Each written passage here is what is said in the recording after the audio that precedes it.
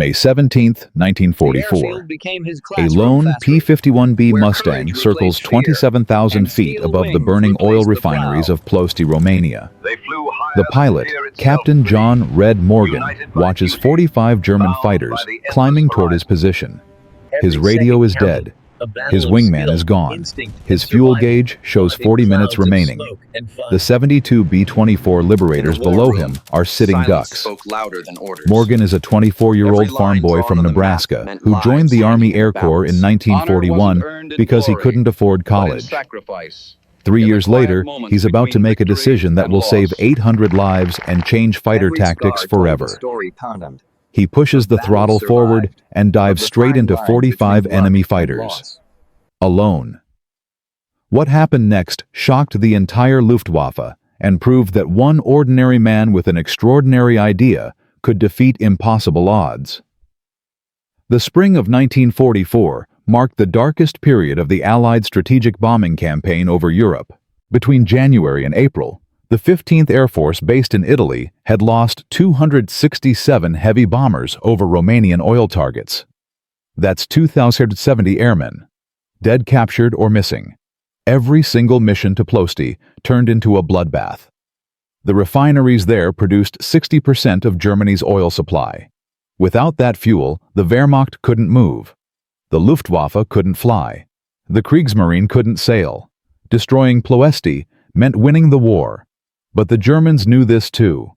They'd turned the city into the most heavily defended target in Europe. 280 anti-aircraft guns ringed the refineries. 6 fighter squadrons operated from nearby airfields. Messerschmitt Bf-109s, Focke-Wulf FW-190s. Even experimental Me-410 heavy fighters with 30mm cannons designed specifically to destroy B-24s. The math was brutal.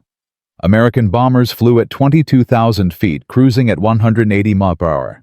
German fighters attacked at 25,000 feet, diving at 400 mph.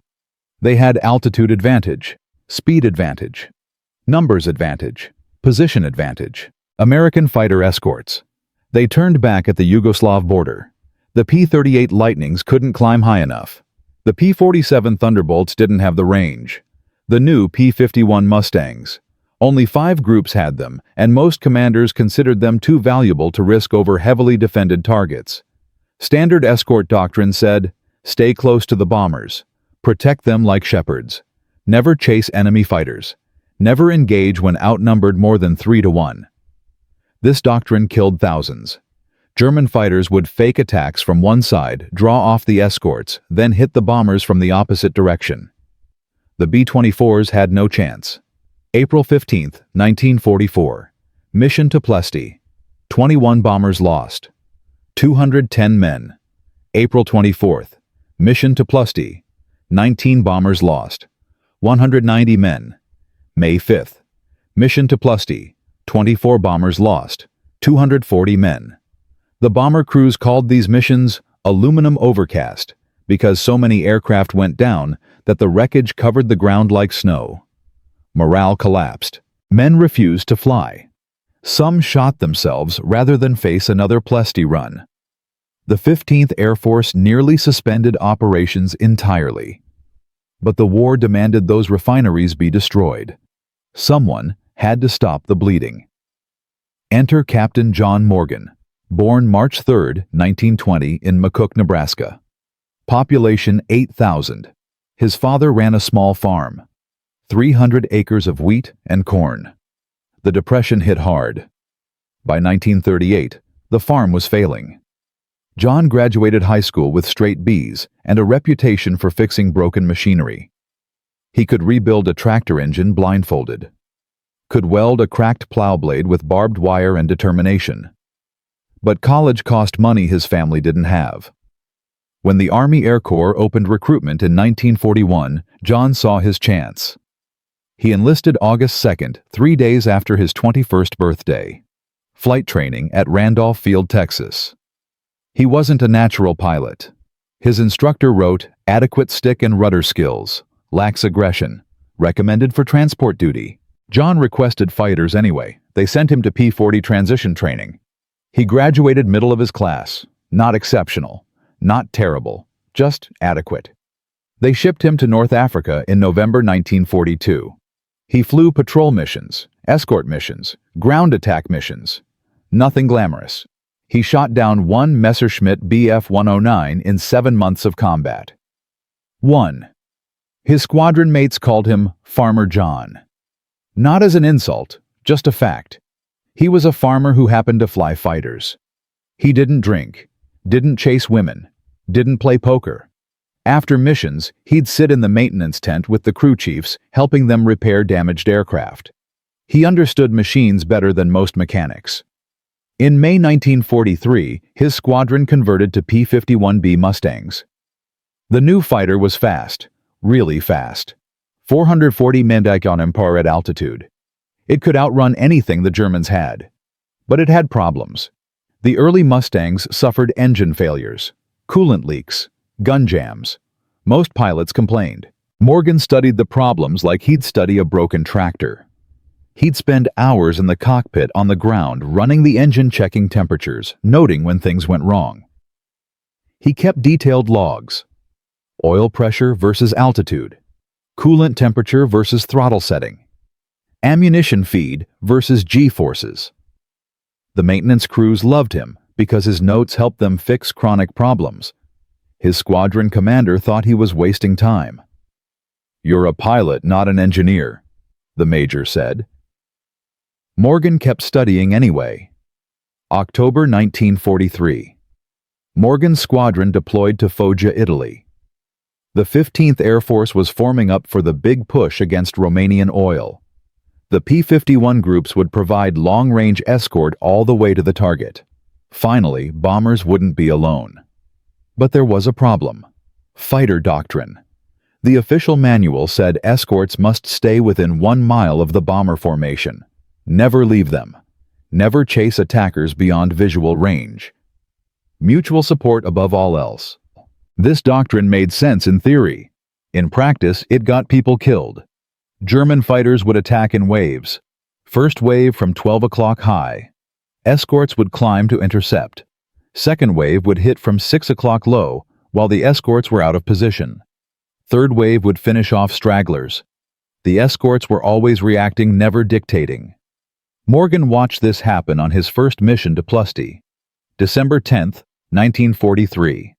His 4-ship flight stayed tight with the bombers per doctrine. German fighters attacked in 3 waves exactly as predicted. 9 B-24s went down. Morgan and his flight never fired a shot. They were too far away from each wave when it hit. That night, Morgan couldn't sleep. He kept seeing those bombers spiraling down, wings on fire, men bailing out over enemy territory. He knew there had to be a better way. He thought about his father's farm. When crows attacked the corn crop, you didn't wait for them to land and start eating. You shot them while they were still flying in. You anticipated. You positioned yourself where they had to come. You met them with aggression. What if fighter escorts worked the same way? What if instead of staying close to bombers, they positioned themselves ahead of the formation, higher up, where German fighters had to climb through to attack? What if escorts hunted the enemy instead of just defending? Morgan sketched out his idea on paper.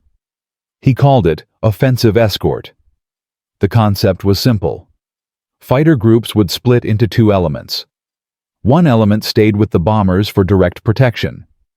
The other element, the hunter element, would fly 5 miles ahead and 5,000 feet above the bomber stream.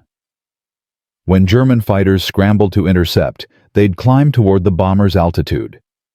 The hunter element would already be there waiting at 27,000 feet with altitude and energy advantage. The hunters would dive on the Germans while they were still climbing before they could organize their attack. Hit them early. Hit them hard. Disrupt their formations.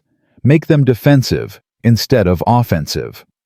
But here's what made the idea crazy. It violated every principle of fighter doctrine written since World War I.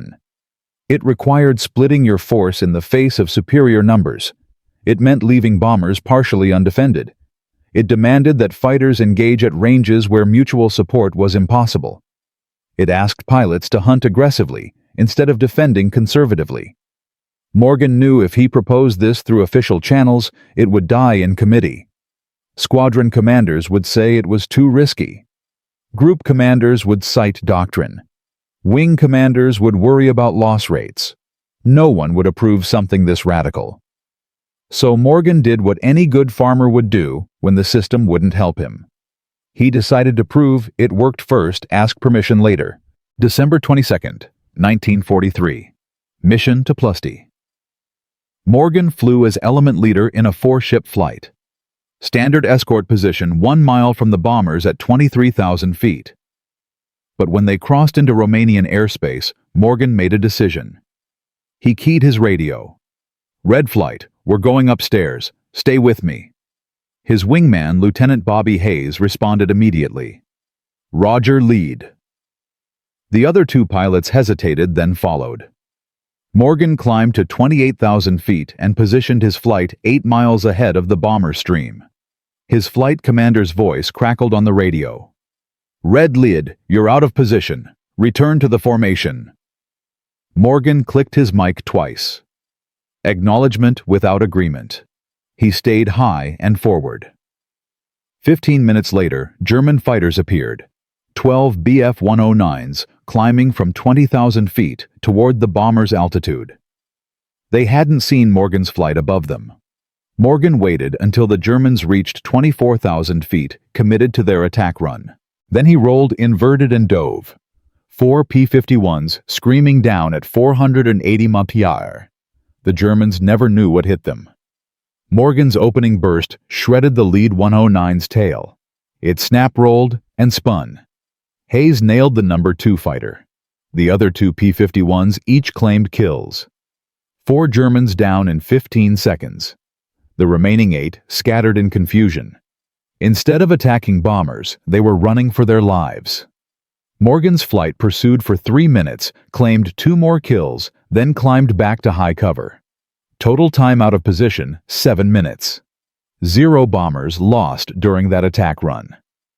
Morgan's flight commander was furious on the ground. "You abandoned your post. You violated doctrine. You could have left those bombers defenseless." Morgan's response was simple. He pointed at the mission board. 0 bombers lost. "Sir, the best defense is making sure the enemy never gets close enough to attack." The flight commander wrote him up for disciplinary action. But that night, something interesting happened. The bomber crews heard about Red Flight's tactics.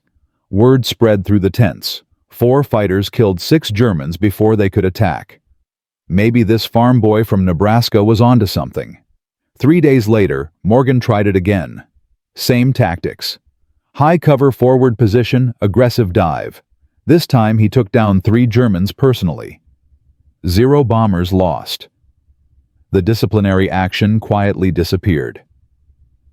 Instead, Morgan got called to a meeting with his squadron commander, Major Richard Turner. Turner was a West Point graduate by-the-book officer. He didn't like maverick pilots, but he did like mission success rates. "Captain Morgan," Turner said, "your tactics violate every doctrine we have, but your results speak for themselves. I want you to brief the other flight leaders on this." "What are you calling it?" "Offensive escort, sir." Turner nodded slowly. "Offensive escort. Brief it tomorrow. If the other pilots buy in, we'll try it on the next mission. But if this fails, if we lose bombers because fighters are out of position, it's on you. Understood?" "Yes, sir." January 4th, 1944. Morgan stood in front of 32 fighter pilots in a dusty briefing tent. Most were older than him. Many had more kills. All of them thought fighter doctrine existed for good reasons. Morgan drew diagrams on a chalkboard. Explained altitude advantage, energy advantage, positioning. He walked through the geometry of interception, showed how 4 fighters at 28,000 feet could deny 20 Germans at 24,000 feet from ever reaching the bombers. One pilot raised his hand. "What if the Germans send fighters higher than us?" Morgan smiled. "Then we climb higher. The P-51 can reach 32,000 feet. The Bf-109 maxes out at 30,000. We own the high ground if we take it. Another pilot. What if they fake high and come in low? The bomber escorts handle low attacks. We handle high. Division of labor. A third pilot, a captain with 6 kills. This only works if the Germans play along. What if they change tactics? Then we adapt. But right now they're predictable. They climb form up attack in waves. We can break that cycle if we hit them during the climb phase, before they organize. The room went quiet. Morgan could feel the skepticism. These pilots had survived because they followed doctrine. He was asking them to throw it away. Major Turner stood up. Gentlemen, here's what we're going to do. Next mission, one flight tries Captain Morgan's tactics. High cover forward position. The rest of us fly standard escort. We compare results afterward. If it works, we expand it. If it fails, we go back to doctrine. Questions? No one spoke. Turner nodded at Morgan. Captain, pick your flight. You're flying lead. Morgan chose 3 pilots. Lieutenant Bobby Hayes, his regular wingman. Lieutenant Carl Schmidt, a former crop duster from Iowa. And Lieutenant James Woody Woodward, a mechanic's son from Detroit. All 3 were good pilots but not stars. No aces, no glory hounds. Just competent, steady flyers who could follow orders and think under pressure. Exactly what Morgan needed. January 8, 1944. Mission to Ploesti. Weather clear. Temperature at altitude -48 degrees Fahrenheit. 68 B-24 Liberators crossed the Yugoslav border at 0847 hours. Standard escort, 28 P-51 Mustangs flying 1 mile from the bomber formation at 23,000 feet. Except for red flight. Morgan led his 4-ship element to 29,000 feet 10 miles ahead of the bombers. They were alone up there. The air was so thin the engines strained. Frost formed on the canopies. The pilots breathed pure oxygen through masks that froze to their faces. Morgan's eyes swept the sky. He was looking for the glint of sun on canopies. The tiny black dots that meant enemy fighters. At 0903, he saw them. 18 BF-109s climbing from the south. Angels. 22. That meant 22,000 feet. They were heading for the bomber stream's altitude, right where Morgan predicted. He keyed his radio. Red flight bandits 2 o'clock low. We're going down. Stay tight. 4 P-51s rolled inverted and dove. Gravity pulled them down at 45 degrees. Airspeed built. 350 mph. 400. 450. The Mustang's Merlin engines screamed. The Germans below were still climbing, focused on the bombers ahead. They never looked up.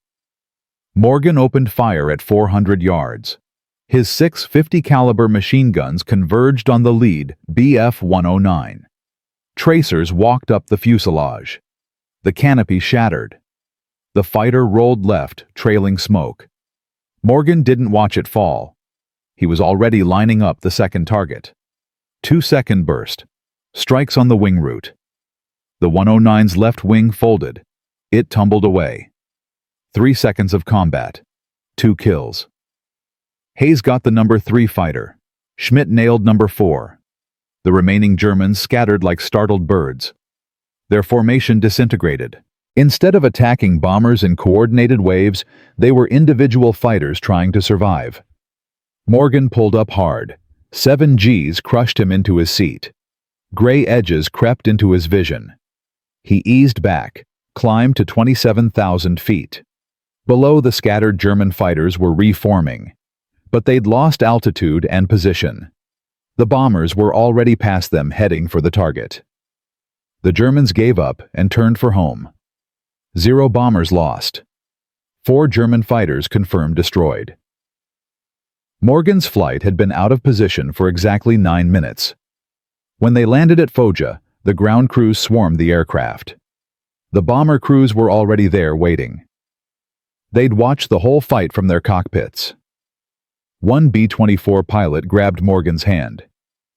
Captain, I don't know what you did up there, but those Germans never got close. First time in 6 missions I didn't see fighters in my face. Major Turner approached.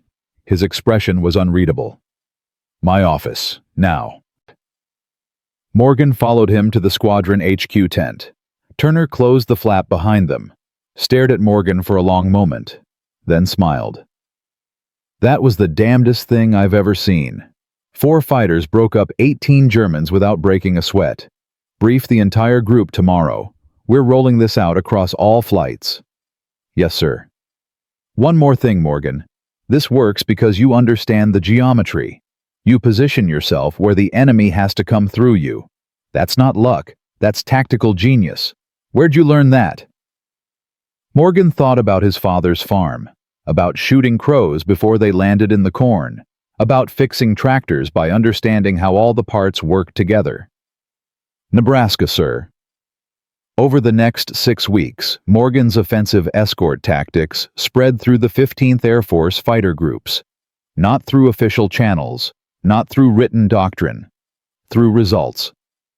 Mission after mission, the flights that used high cover and forward positioning lost fewer bombers. The flights that stuck to standard escort watched Germans slip through.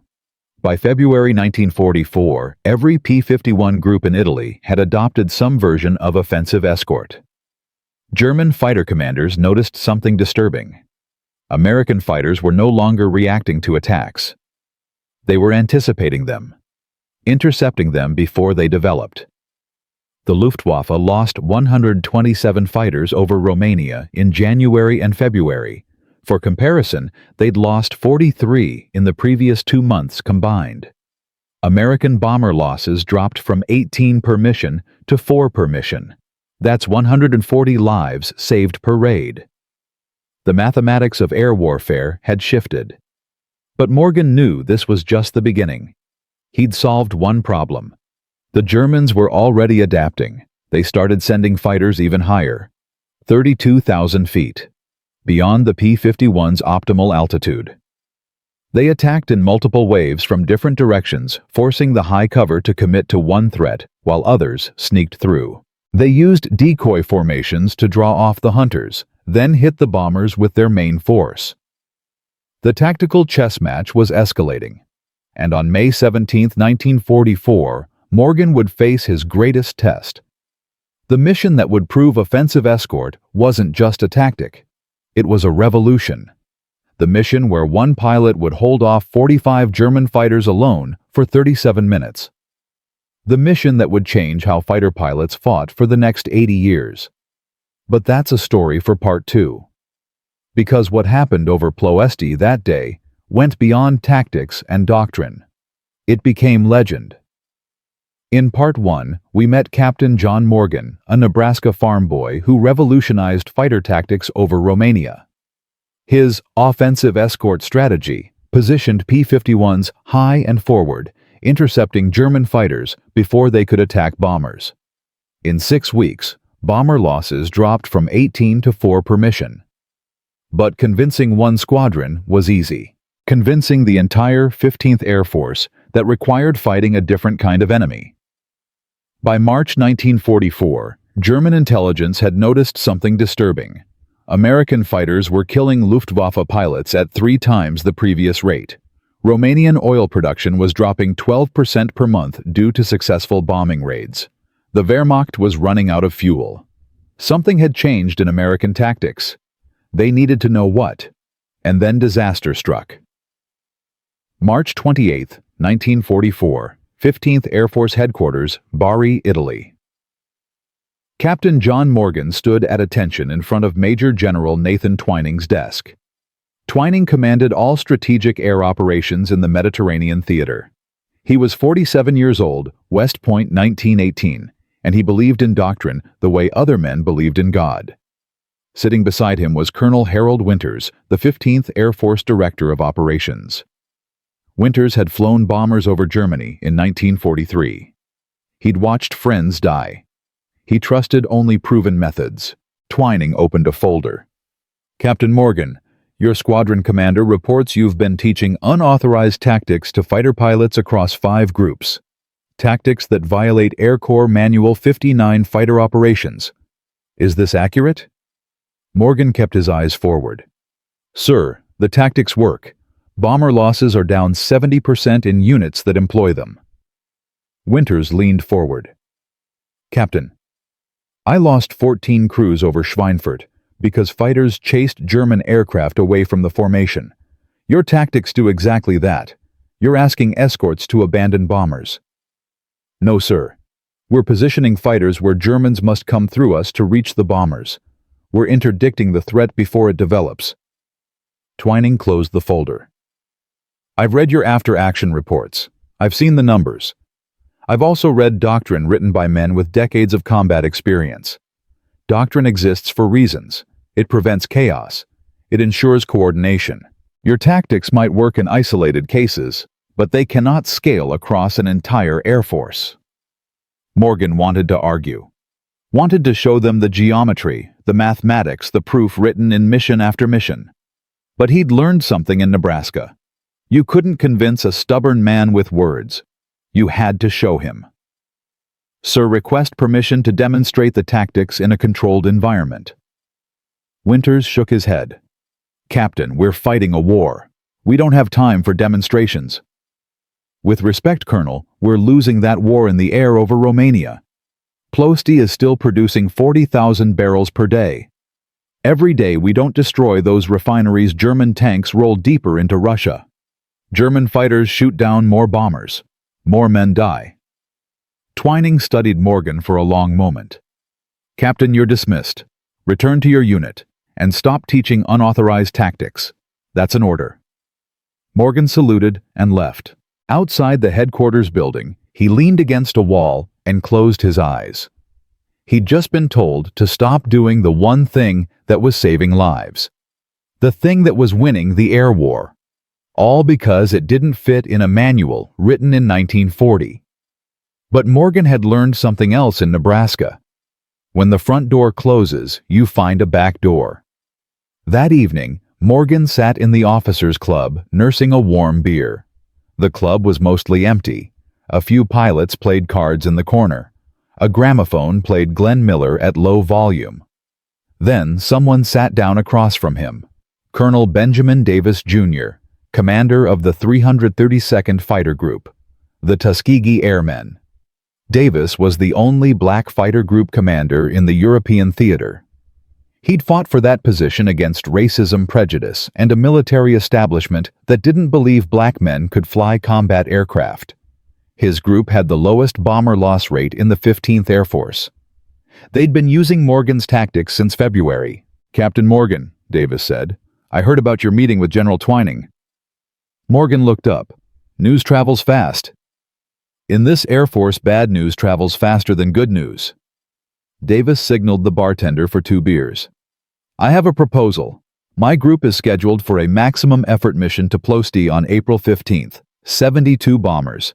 My fighters will provide escort using standard doctrine. Except for one flight. Your flight. You'll fly offensive escort exactly as you've been teaching. We'll have official observers aboard the bombers documenting everything. Fighter positions, engagement times, bomber losses, enemy kills. Everything. Morgan sat up straight. The general ordered me to stop teaching these tactics. He ordered you to stop teaching. He said nothing about demonstrating. Davis smiled. I've spent my entire career finding loopholes in regulations written to keep me on the ground. Trust me, this one is solid. Why are you doing this? Davis took a long drink. Because I've buried 23 pilots in the last 6 months. Good men. Men who died following doctrine that doesn't work. If your tactics can save even one life, it's worth the court-martial. Besides, General Twining respects evidence. Give him proof and he'll listen. Probably. Morgan extended his hand. Davis shook it. April 15th. Maximum effort. Let's show them how it's done. The next 2 weeks were preparation. Davis arranged for 3 B-24 groups to carry official observers. Army Air Force photographers would document the mission from bomber tail gun positions. Fighter camera guns would record every engagement. The mission would generate more documentation than any previous raid. Morgan assembled his flight. The same 3 pilots who'd flown with him since January. Lieutenant Bobby Hayes, Lieutenant Carl Schmidt, Lieutenant James Woodward. He briefed them in a maintenance hangar away from headquarters. "Gentlemen, this is the mission that proves everything. We fly it by the book, my book. High cover at 29,000 feet 10 miles ahead of the bomber stream. We position ourselves on the threat axis. We wait for Germans to climb toward bomber altitude, then we hit them before they organize." Schmidt raised his hand. "What if headquarters sends fighters to force us back into formation? Then we follow orders in return. But I don't think they will. Colonel Davis has our backs. Focus on the mission, execute perfectly, make every shot count." Hayes checked his watch. "What about fuel? Standard escort profiles give us 15 minutes reserve. High cover burns fuel faster. We'll be running on fumes." Morgan had calculated this. The P-51B carried 269 gallons internal, plus 2 75-gallon drop tanks. High-altitude crews consumed 65 gallons per hour. Combat power burned 120 gallons per hour. If they positioned high and forward, but throttled back to cruise until contact, they'd have 22 minutes reserve. Tight, but doable. "We'll drop externals at the Yugoslav border. Cruise climb to altitude. Fight for no more than 10 minutes. Then escort the bombers home at reduced power. It works if we're disciplined." Woodward frowned. 10 minutes of combat against how many Germans? "However many show up." The hangar went quiet. Morgan could see the worry on their faces. This wasn't just another mission. This was a demonstration with generals watching. One mistake, one bomber lost, one friendly fire incident, and offensive escort was dead forever. "I know what you're thinking," Morgan said. "Too much pressure, too much riding on us. But here's the thing. We've already done this 15 times. We know it works. April 15th is just showing the brass what we've proven in combat. Trust your training. Trust your aircraft. Trust each other. And if things go wrong, trust me to bring you home." April 15th, 1944, 05:45 hours, Foggia Air Base, sunrise in 35 minutes. Morgan walked around his P-51B for the pre-flight inspection. Tail number 413521. He'd named her Prairie Fire, after the Kansas grassland burns his father used to start each spring. The ground crew had painted a small Nebraska state flag on the nose. Morgan checked control surfaces, landing gear, armament. 6 .50 caliber Brownings, 3 per wing. 400 rounds per gun. TUSO, 400 rounds total. Enough for 30 seconds of continuous fire. More than enough if you shot accurately. His crew chief, Technical Sergeant Mike Palumbo, climbed down from the wing. "She's ready, Captain. Engines purring. Guns bore sighted this morning. Radios tested. You've got a clean bird." "Thanks, Mike. Keep the coffee hot. We'll be back for lunch." Palumbo grinned. "Kick their asses, sir." At 06117, Morgan taxied into position. His flight formed up behind him in finger 4 formation. The standard American fighter spread based on the 4 fingertips of an outstretched hand. Each pilot covered another's blind spots. At 0623, they took off. 4 P-51s accelerating down the steel mat runway gear, retracting, climbing into the purple dawn. Behind them, 28 more Mustangs launched in 7 4-ship flights. Behind the fighters, 72 B-24 Liberators started their engines.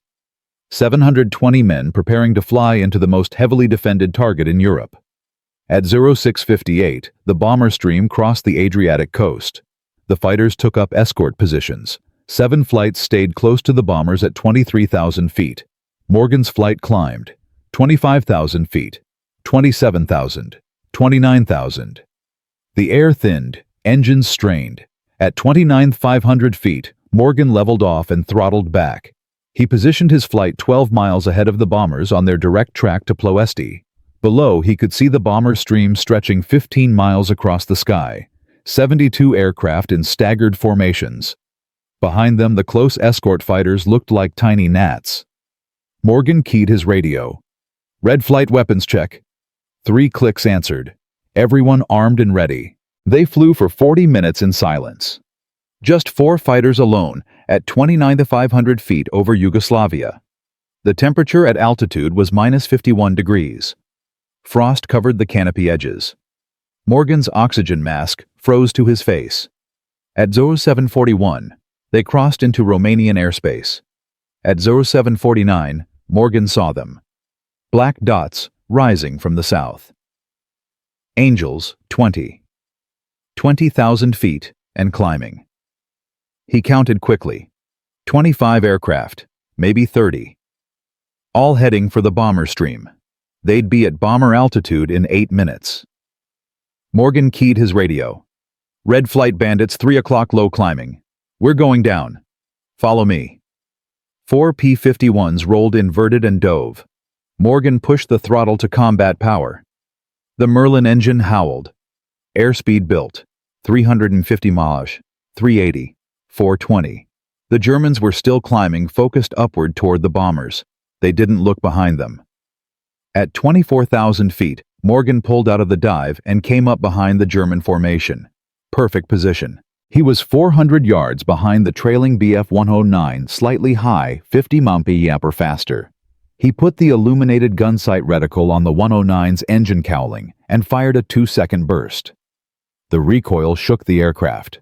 Tracers converged. The 109's engine exploded in black smoke. It rolled left and fell away, 1 down. Morgan kicked rudder, lined up the next target. Another 2-second burst. This one was sloppy.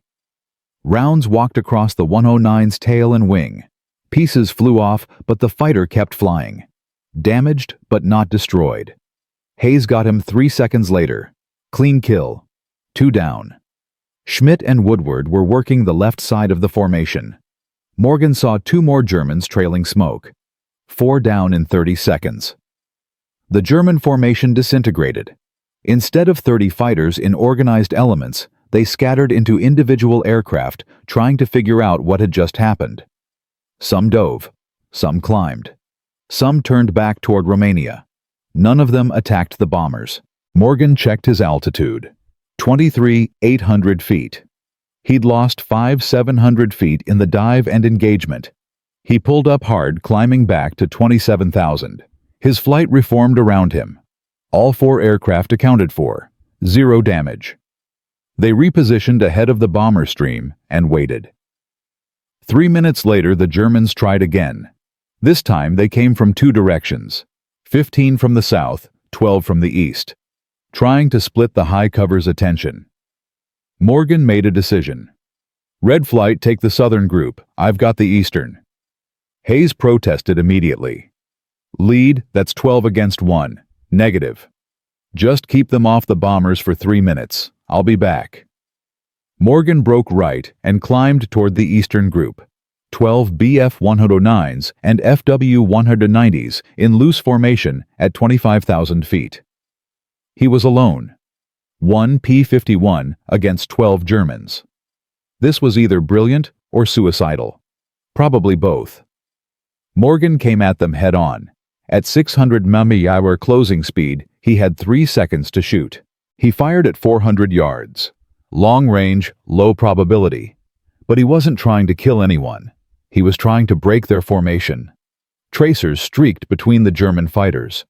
They scattered left and right, breaking the head-on pass. Morgan flew through the gap, rolled, came around. The Germans were reforming. But now they were defensive, watching for the crazy American who'd just charged 12 fighters alone. They'd lost momentum, lost altitude, lost the initiative. Morgan climbed away, headed back toward his flight. Total time away 2 minutes. Hayes had the southern group handled. Morgan saw 2 more Germans falling. 6 confirmed kills total. 0 bombers lost. The mission continued for another hour. German fighters made 3 more attempts to reach the bombers. Each time Morgan's flight intercepted them during their climb phase. Each time the Germans scattered or turned back. By the time the B-24s reached Ploesti, dropped their bombs and turned for home, they'd faced only minor flak. Not a single fighter got through to attack. At 11:47, Morgan's flight landed at Foggia. His fuel gauge showed 9 gallons remaining. Maybe 10 minutes of flight time. He'd cut it close. The debriefing tent was packed. Not just fighter pilots. Bomber crews. Intelligence officers. Senior staff from headquarters. And sitting in the front row, General Nathan Twining and Colonel Harold Winters. Morgan stood at the front and walked through the mission. Timeline. Positions. Engagements. Results. When he finished, an intelligence officer read the official count. 6 confirmed German aircraft destroyed. 4 probables. 0 American aircraft lost. 0 bombers lost. 0 bomber crew casualties. Twining stood up. Captain Morgan, in my 25 years of military service, I have never seen a more effective demonstration of tactical innovation. You positioned 4 fighters to defend 72 bombers against 30 enemy aircraft. And you succeeded completely. He paused. I was wrong. Fighter doctrine needs to change. As of today, offensive escort is authorized across all 15th Air Force fighter groups. You'll work with my staff to develop training protocols. We're scaling this to every P-51 unit in the Mediterranean. Congratulations, Captain. You just changed how we fight this war. The next 3 weeks were chaos. Good chaos. Morgan traveled to 7 fighter groups briefing pilots on offensive escort, the tactical geometry, the altitude management, the timing. Some pilots got it immediately. Others struggled with the concept of leaving bombers to hunt threats. But the results spoke for themselves. By May 1944, bomber losses over Romania dropped to 1.8 aircraft per mission, down from 18 6 months earlier. That's 160 lives saved per raid. The mathematics were undeniable. German fighter losses over Romania increased to 47 per month, up from 14. The Luftwaffe was bleeding pilots faster than training schools could replace them. Production at Ploesti dropped to 18,000 barrels per day, half its capacity. German panzer divisions in Russia ran out of fuel. Offensives stalled. The Eastern Front stabilized. All because one farm boy from Nebraska understood that the best defense was a good offense. But Morgan's success created a new problem. German intelligence finally figured out what was happening. American fighters were hunting instead of defending. They were positioned high and forward. They were aggressive, and they were winning.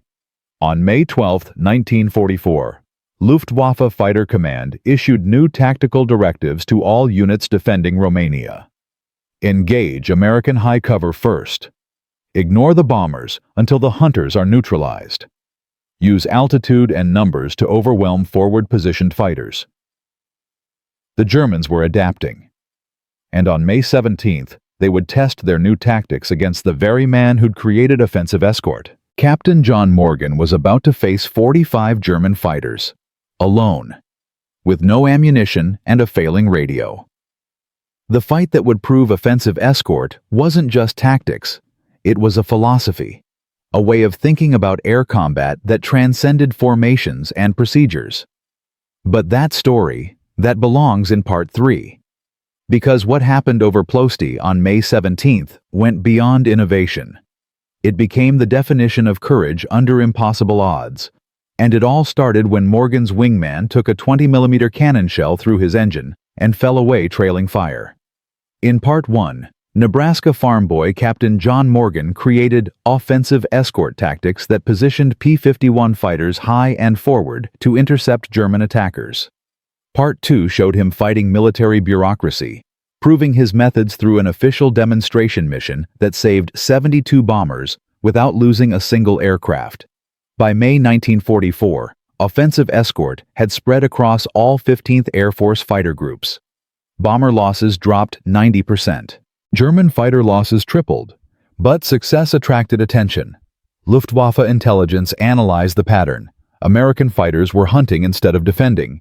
They owned the high ground. They were winning. On May 12th, German Fighter Command issued new directives. Engage the hunters first. Overwhelm them with numbers. Neutralize offensive escort before it destroys us. The Germans were adapting, and the hunters were about to become the hunted. May 15, 1944. Luftwaffe Fighter Command Headquarters, Bucharest, Romania. Oberst Heinrich Wagner spread reconnaissance photos across the table. 12 senior German fighter commanders leaned in to look.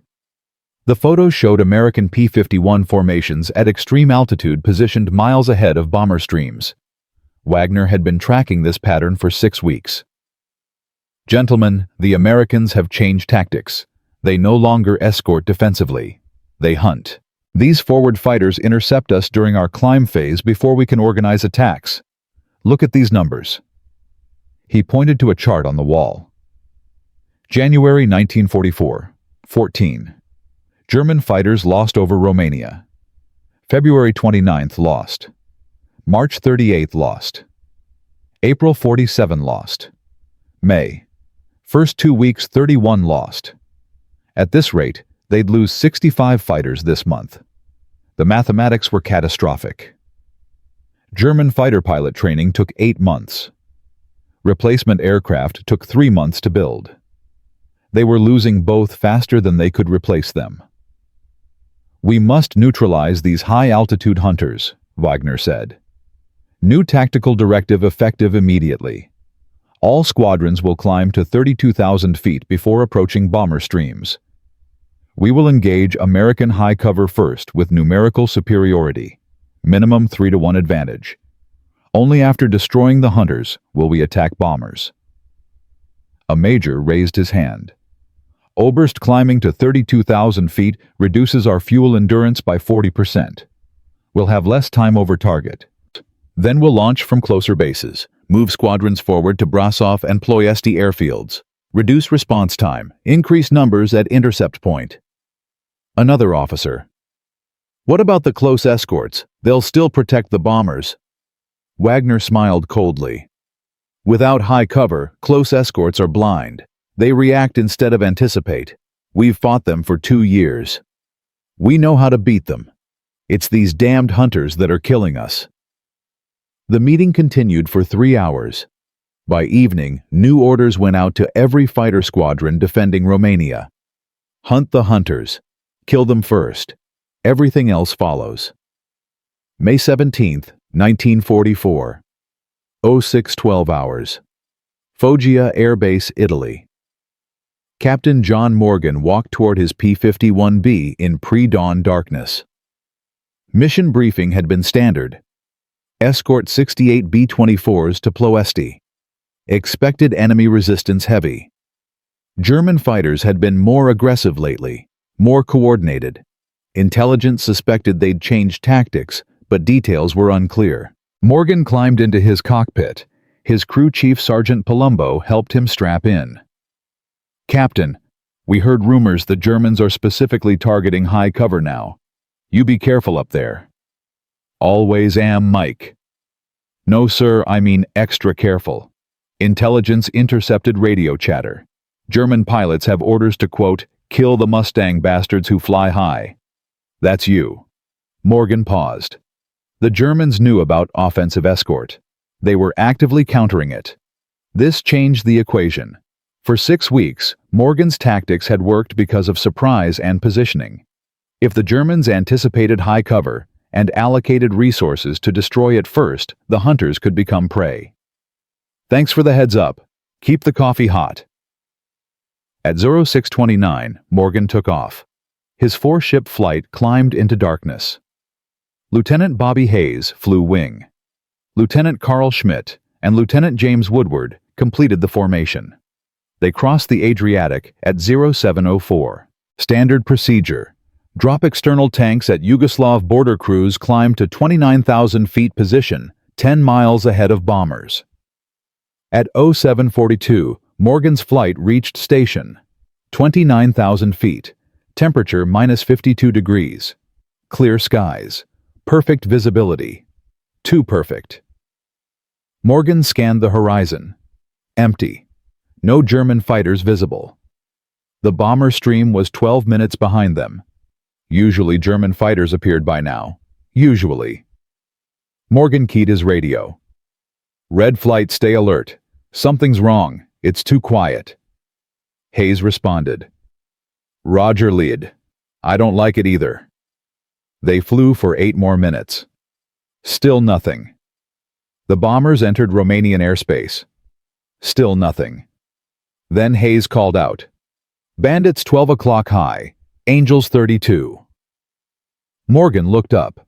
Black dots above them, at 32,000 feet. The Germans had climbed higher than American high cover for the first time. They'd anticipated Morgan's altitude and positioned above it. He counted quickly. 20 aircraft, maybe 25, all diving toward his 4-ship flight. The Germans weren't going for the bombers. They were coming for the hunters. Morgan reacted instantly. "Red flight break right. Dive, dive, dive." 4 P-51s broke formation and dove. The Germans followed. Morgan pushed his throttle to combat power and headed for the deck. Airspeed built rapidly. 380 mph, 420, 460. Behind him, 25 German fighters gave chase. They'd committed everything to killing the high cover. At 24,000 feet, Morgan pulled out of the dive and reversed hard. 7 Gs crushed him into his seat. Gray edges closed his vision. He pulled through. It came up behind the diving Germans. Now he had the position. He lined up on a Bf-109 and fired. 2-second burst. The 109's tail disintegrated, 1 down. But there were still 24 more, and they were spreading out surrounding his flight. Hayes called out, "Lead, I've got 3 on my 6. Break left, I'm coming." Morgan rolled inverted and dove toward Hayes's position. He came in behind the 3 Germans, fired at the trailing aircraft. Hits on the wing route. The Bf-109 rolled away smoking. 2 down. Schmidt's voice cut through the radio. "I'm hit, engines losing coolant. I'm heading home. Copy, break off. Woodward, escort him back." "Roger." Morgan watched 2 of his 4-ship flight turn west toward safety. That left him and Hayes against 23 Germans. The odds had just gotten worse. The Germans reformed and came again. This time, they attacked in coordinated pairs. 2 would engage head-on, while 2 more attacked from the flank. Classic tactical maneuvering. Morgan and Hayes fought back-to-back, covering each other, taking shots when they could. Morgan got another kill. Hayes damaged 2 more.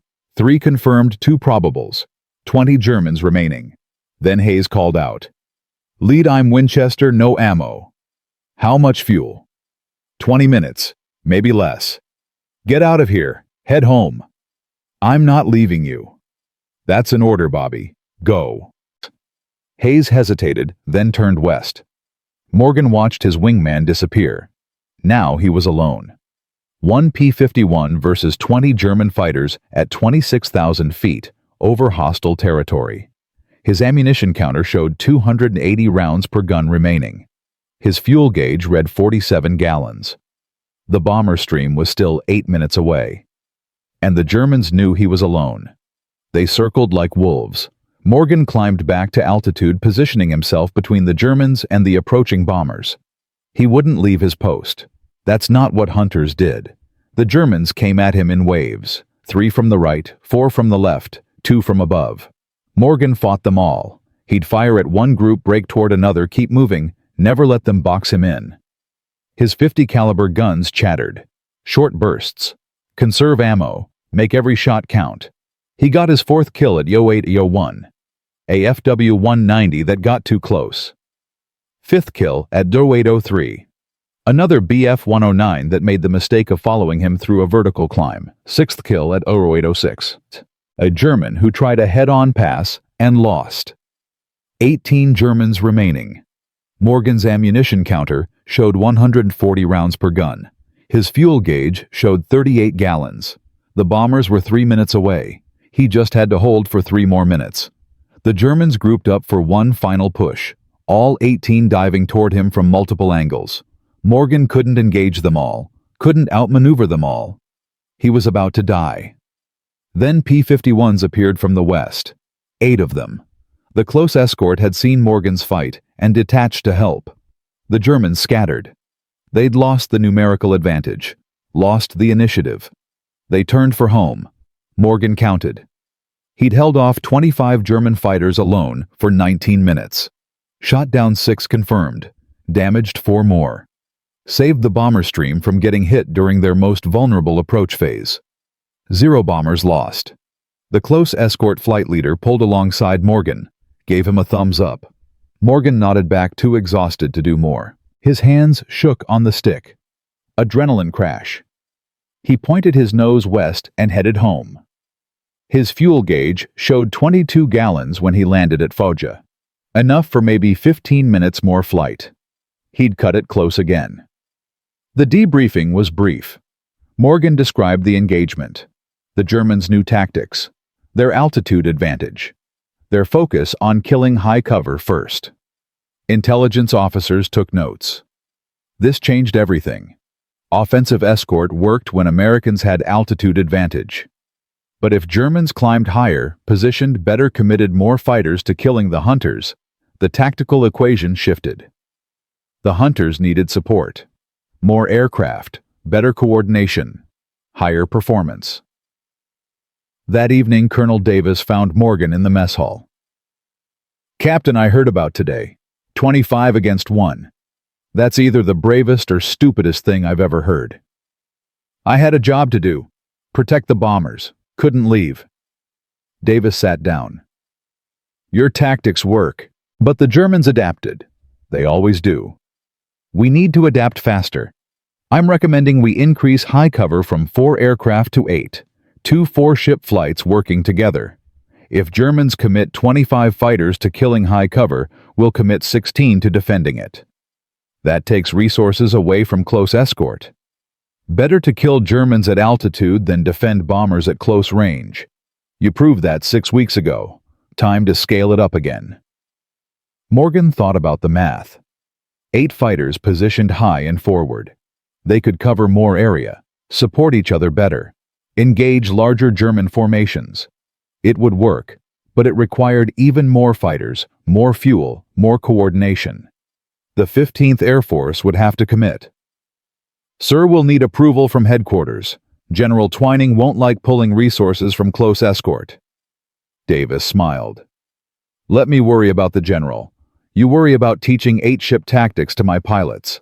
We've got a week before the next maximum effort mission. Make it count." The next 6 days were intense training. Morgan worked with 16 pilots from the 332nd Fighter Group, teaching them 8-ship offensive escort tactics. The concept was similar to 4-ship, but more complex. 2 flights of 4 worked as paired elements.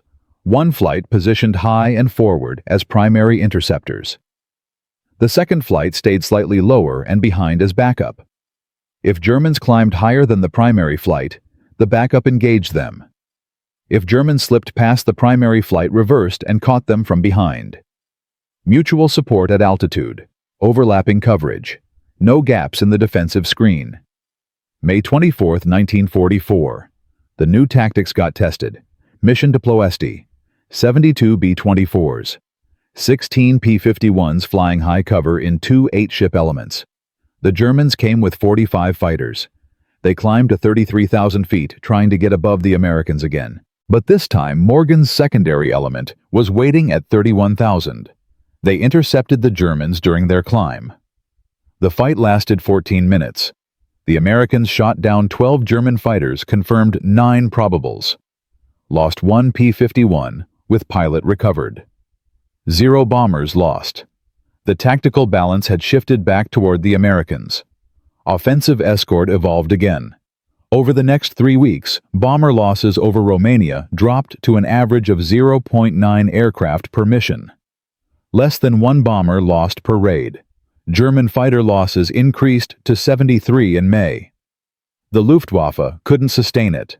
They started pulling fighter squadrons out of Romania, redeploying them to defend Germany itself. Ploesti's defenses weakened. Allied bombing intensified.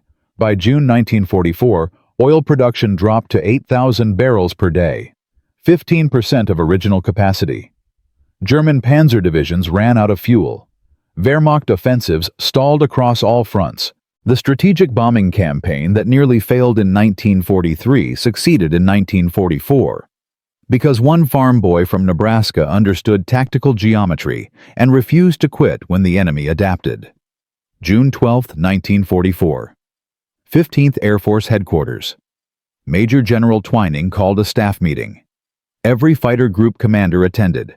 Twining stood at the front with charts and graphs showing bomber loss rates, German fighter losses, oil production figures. Gentlemen, 6 months ago we were losing 18 bombers per mission over Romania. Today we lose less than 1. This change saved approximately 250 American lives.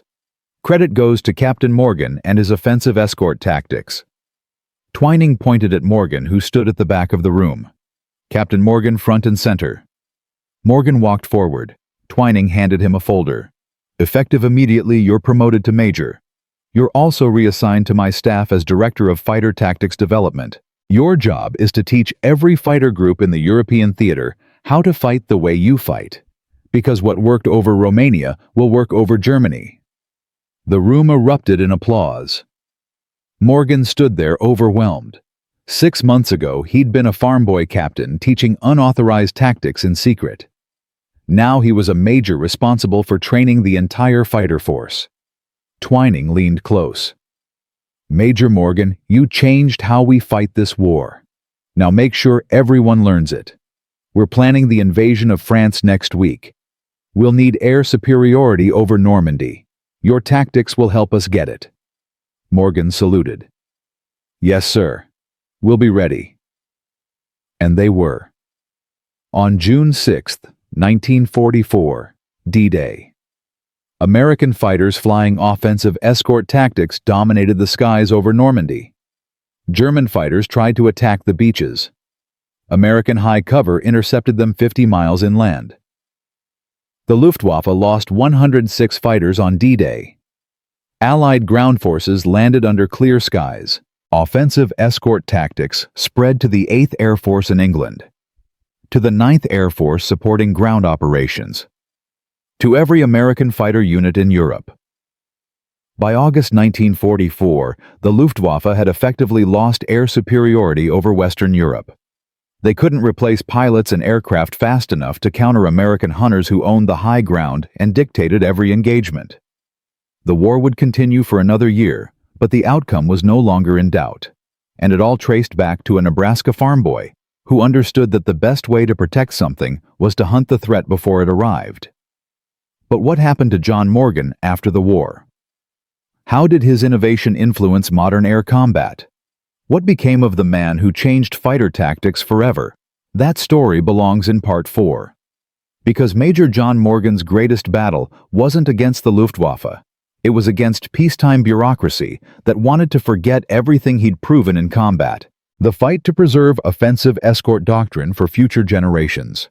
The struggle to ensure that 250 saved lives meant something permanent.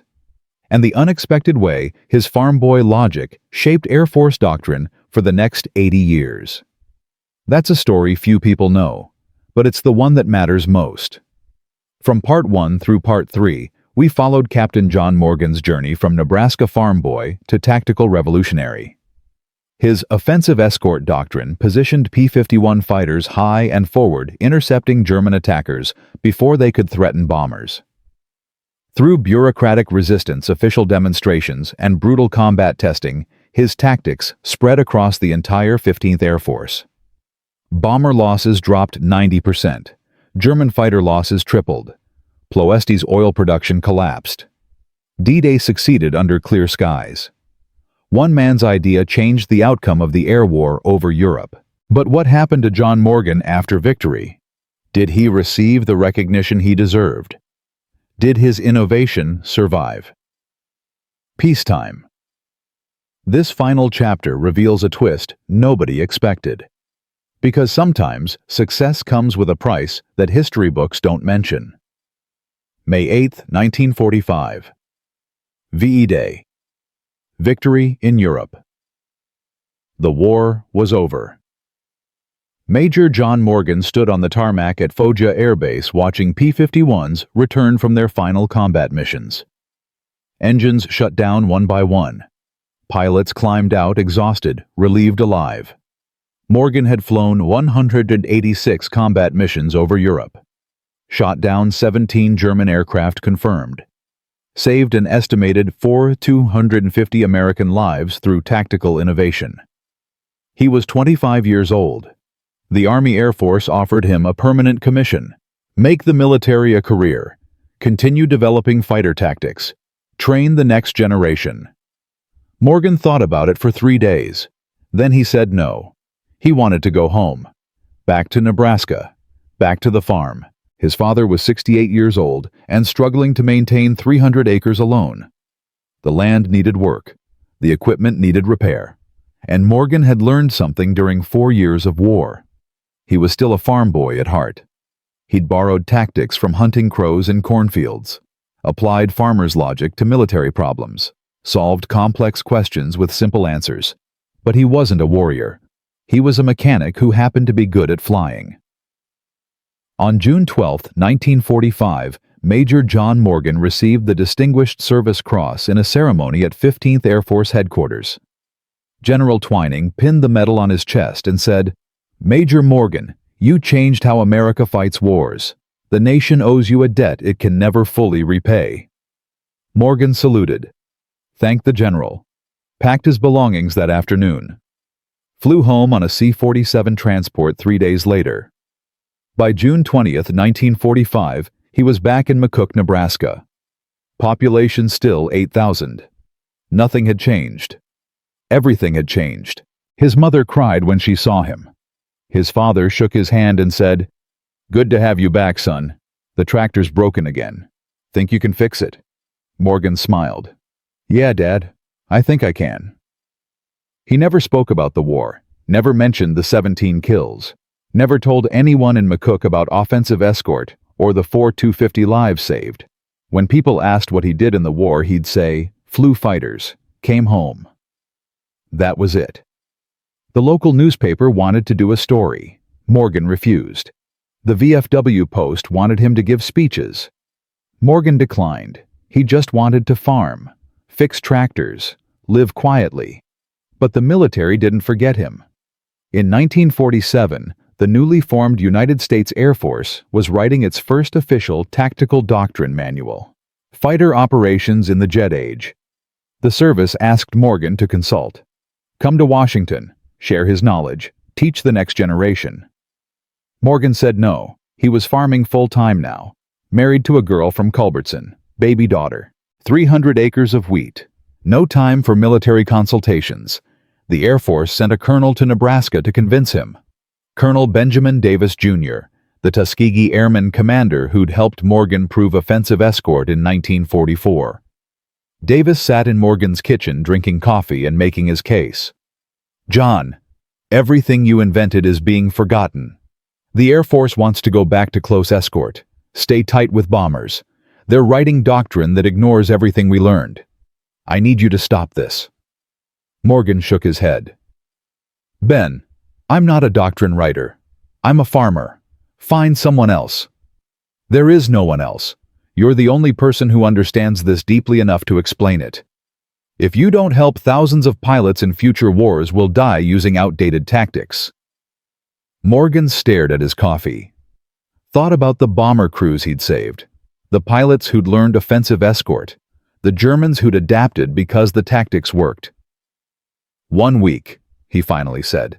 "I'll give you 1 week in Washington, then I'm coming home." That 1 week turned into 3 months. Morgan worked with Air Force tacticians developing FM-115 fighter operations. He fought bureaucrats who wanted formations over flexibility, argued with generals who trusted World War II experience more than innovation, convinced skeptics that altitude advantage and forward positioning would work with jets just as it had with propellers. By December 1947, FM-115 was published. Offensive escort became official doctrine. The manual credited tactical innovations developed during Mediterranean operations 1944 to 1945. It didn't mention Morgan by name. He didn't care. The tactics were preserved. That's what mattered. He went back to Nebraska, back to farming, back to obscurity. But offensive escort lived on. Korean War, 1950 to 1953. F-86 Sabres used high-cover tactics against Chinese MiG-15s. American fighters positioned above enemy formations. Dove from altitude advantage. Dictated engagement geometry. The result, 792 MiGs shot down versus 78 Sabres lost. A kill ratio of 10-1. The tactics worked with jets at 600 mph, just as they'd worked with propellers at 400 mph. Vietnam War, 1965 to 1973. Navy F-4 Phantoms initially used close escort protecting strike packages. Loss rates were catastrophic. In 1972, the Navy reintroduced offensive escort under a new name, MiGCAP, or MiG Combat Air Patrol. Fighters positioned high and forward on threat axes, intercepted North Vietnamese fighters before they could attack bombers. Loss rates dropped 60%. Top Gun was created to teach these tactics. The school's curriculum traces directly back to Morgan's 1944 innovations. Gulf War, 1991. F-15 Eagles flew offensive counter-air missions. They didn't escort bombers directly. They hunted Iraqi fighters at altitude before they could threaten strike packages. Result 36. Iraqi aircraft shot down. 0 F-15s lost. Kosovo 1999. Afghanistan 2001. Iraq 2003. Syria 2017. Every American air campaign used variants of offensive escort. Hunt threats before they develop. Own the high ground. Dictate engagement geometry. The same principles a Nebraska farm boy invented while thinking about shooting crows. Modern warfare statistics show the impact.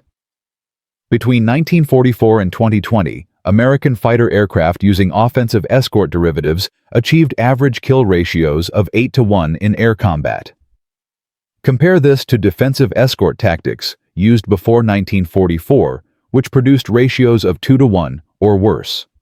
The difference, approximately 12,000 American lives saved over 76 years. 12,000 pilots, navigators, bombardiers, and crew members who came home because fighters hunted threats instead of reacting to them. Morgan never knew these numbers.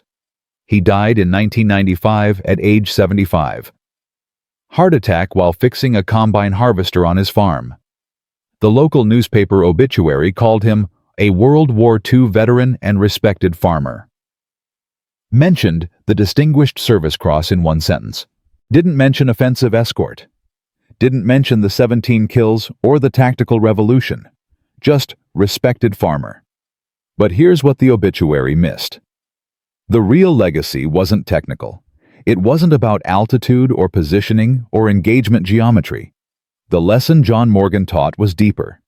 It was about questioning assumptions, about recognizing that official doctrine can be wrong, about having the courage to try something different when the old way kills people. Morgan came from nothing. Farm boy with adequate flying skills. No formal engineering degree. No staff college education. No connections to senior leadership. Just observation logic and a willingness to challenge authority.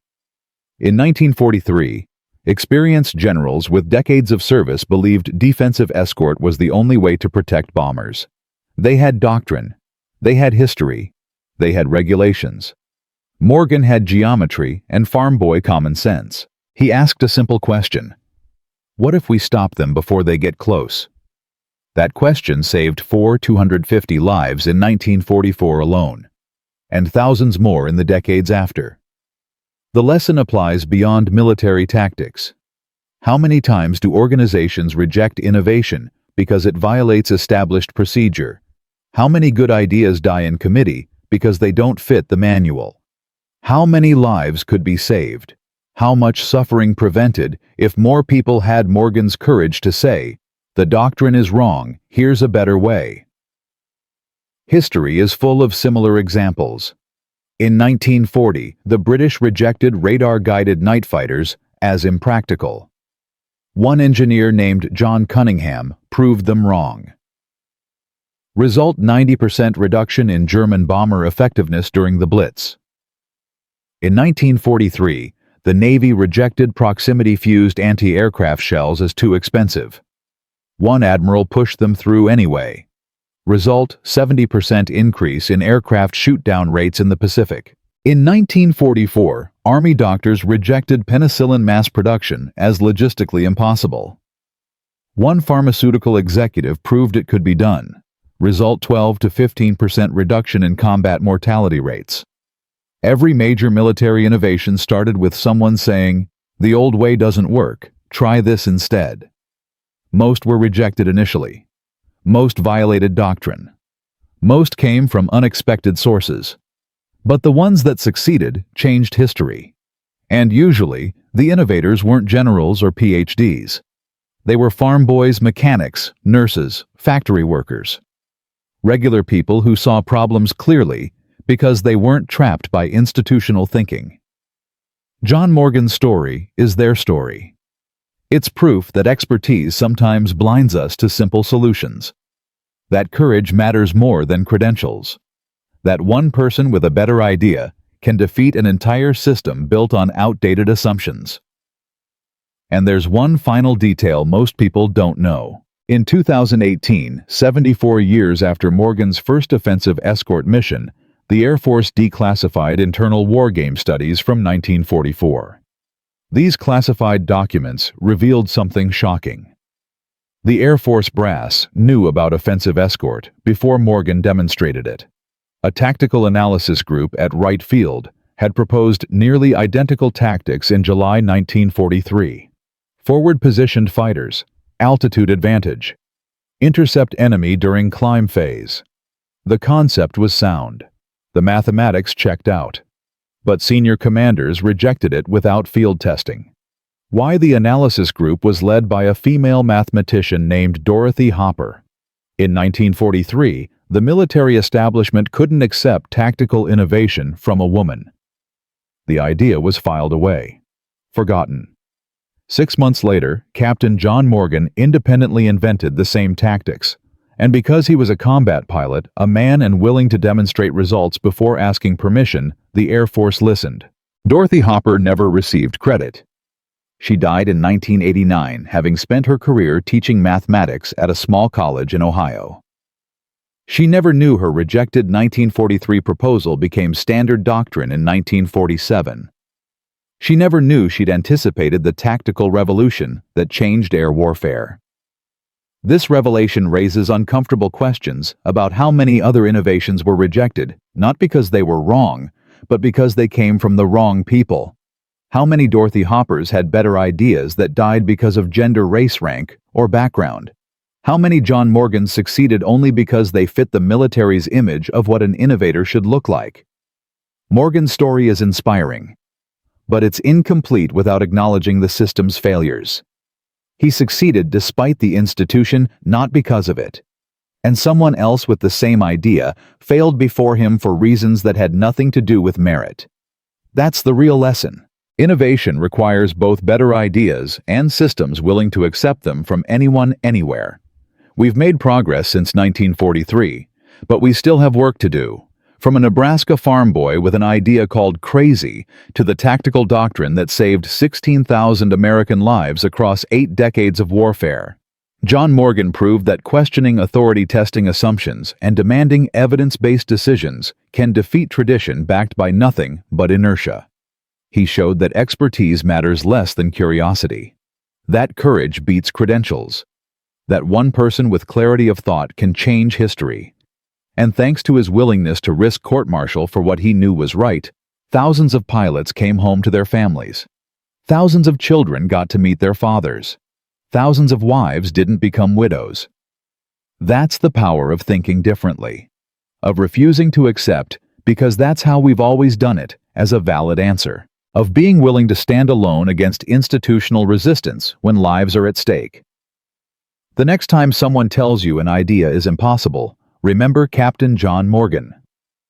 Remember that the greatest innovations often come from unexpected places. Remember that courage and common sense can defeat tradition and bureaucracy. And remember that one person in the right moment with the right idea can save thousands. That's not just history. That's a roadmap for how we should face every complex problem. Question everything. Test assumptions. Demand proof. And never let anyone tell you innovation requires credentials instead of courage. Because somewhere out there right now, there's another farm boy, another mechanic, another ordinary person with an extraordinary idea that could change everything. Will we listen this time? Or will we wait for them to prove it the hard way, like Morgan did? One dangerous mission at a time.